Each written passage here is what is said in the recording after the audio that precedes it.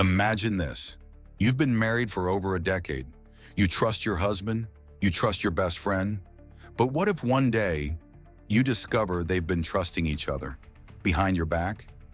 In a quiet town in North Carolina, a seemingly perfect marriage was torn apart by betrayal. The husband, the wife, and the best friend she'd known since college. What started as innocent dinners and shared jokes would soon ignite into an affair filled with secrets, lies, and finally, blood. This is not a movie. This is a true story, and by the end of it, one of them would end up dead. So buckle up, because this story is about to take you deep into the twisted heart of jealousy, lust, and murder. And then there was Emily, Sarah's best friend since college, the godmother to their children, the woman who had stood beside her on her wedding day, holding her bouquet and whispering, "You got this." After her messy divorce, Emily moved into a rental just 5 minutes from the Whitmores. Sarah was thrilled.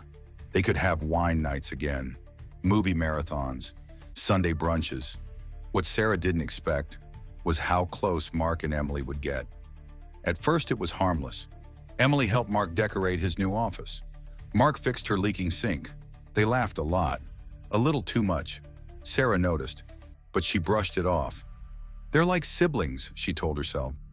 Until one day she came home early from a school field trip. Emily's car was in the driveway. Mark said he was working from home. The house was quiet, too quiet. She walked in, and what she saw in the living room shattered her world. Mark, Emily, and a betrayal she would never forget. In a flash, 12 years of marriage unraveled. Sarah's vision blurred as she dropped her purse to the floor. Her heart thundered in her ears. Every photo on the wall, every memory etched in their home, now felt like a cruel joke. Emily, always the composed one, stood up, fixing her hair, avoiding Sarah's gaze. "We didn't mean for this to happen," she whispered. Mark reached towards Sarah, guilt contorting his face. It was a mistake. But Sarah didn't see regret. She saw betrayal by the two people she trusted most. She didn't scream, not at first. She laughed, a sharp, cold, bitter sound that cut through the tension like a razor. Then came the shouting, accusations, tears, words they could never take back. That night, Sarah packed a suitcase for her and the kids and drove to her sister's house. Mark called, begged, left voicemails. Emily sent long texts filled with apologies, but Sarah went silent. The next morning, she filed for divorce. The story spread like wildfire through their quiet North Carolina neighborhood. Friends were divided. Some blamed Emily, some blamed Mark. Most just watched the drama unfold from behind blinds. But 2 weeks later, things took a darker turn. Sarah returned to her car after grocery shopping to find a folded piece of paper under her windshield wiper. No envelope, just a message, printed in capital letters. "Back off or someone gets hurt." There were no fingerprints, no cameras nearby, no clue who sent it. Sarah showed it to the police. They called it a prank, but she knew better. It wasn't a prank, it was a warning.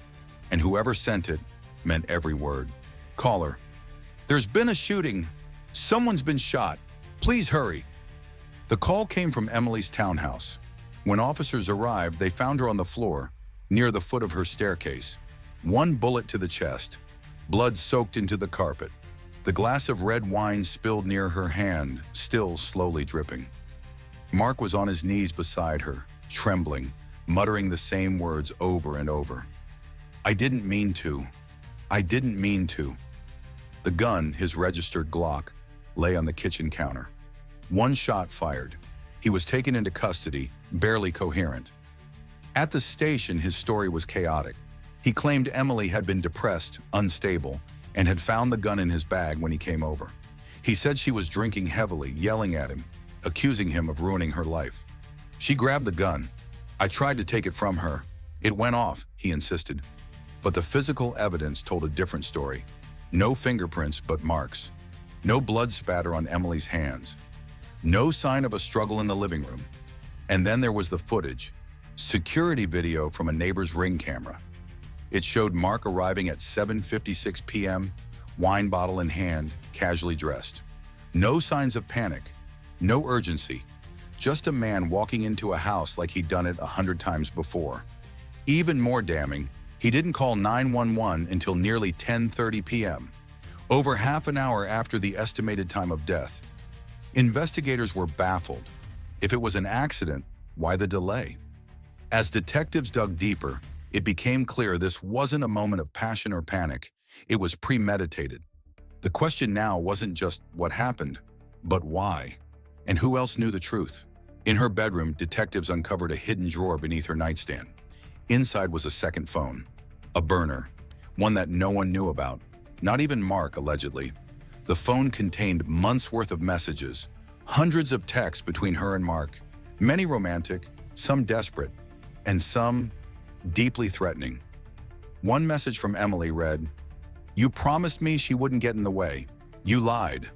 Another from Mark, "I'm doing the best I can. Don't push me." But most disturbing was a voice memo recorded 2 nights before her death. Emily's voice trembling. "If anything happens to me, it's him. He's not who you think he is." The audio was time-stamped and authenticated, and it flipped the case upside down. Meanwhile, forensic techs found a half-written email on Emily's laptop addressed to Sarah. It was never sent. "You were my best friend. I never meant for this to happen, but now he's scaring me. He said if I ruin his life, he'll ruin mine. I think he means it."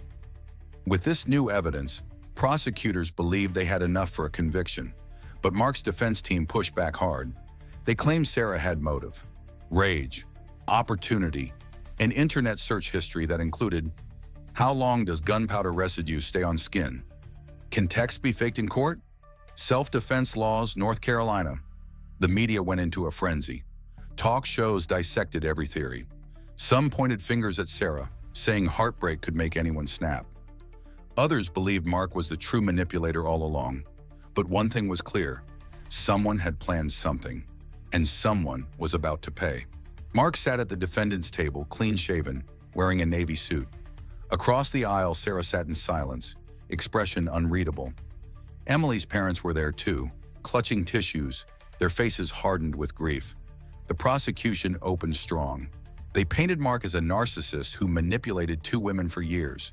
When Emily became inconvenient, too emotional, too risky, he silenced her.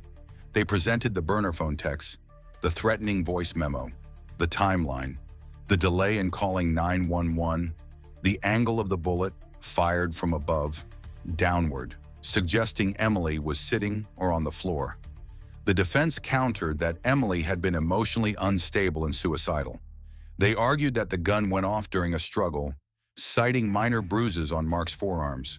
They accused Sarah of being jealous and vengeful, even implying she may have framed Mark.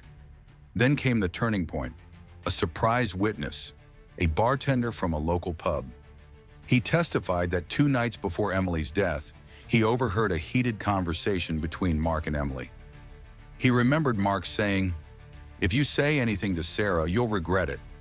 Combined with the audio memo and messages, the jury's view of Mark began to shift. Sarah took the stand on day 6. Her voice trembled, but she was steady. "I didn't kill Emily. I lost everything because of them. But I never wanted her dead. I just wanted the truth." After 7 days of testimony and 5 hours of deliberation, the jury reached a verdict: guilty. Mark Whitmore was sentenced to 35 years in prison for second-degree murder, with no chance of parole for 22 years. As he was led away in cuffs, he glanced at Sarah one last time. She didn't flinch. She didn't look back. Because for her, this wasn't justice. This was survival. And the emotional scars? Those would never fade. Mark Whitmore wasn't a monster in the eyes of the world. He was a husband, a father, a businessman. Emily wasn't just a homewrecker. She was a woman who believed in promises that were never meant to be kept. And Sarah? She was collateral damage in a game she never asked to play. This story wasn't just about infidelity. It was about manipulation, obsession, and how far someone will go when their lies are at risk of being exposed. Love can inspire. It can heal. But when twisted by ego and control, it can destroy.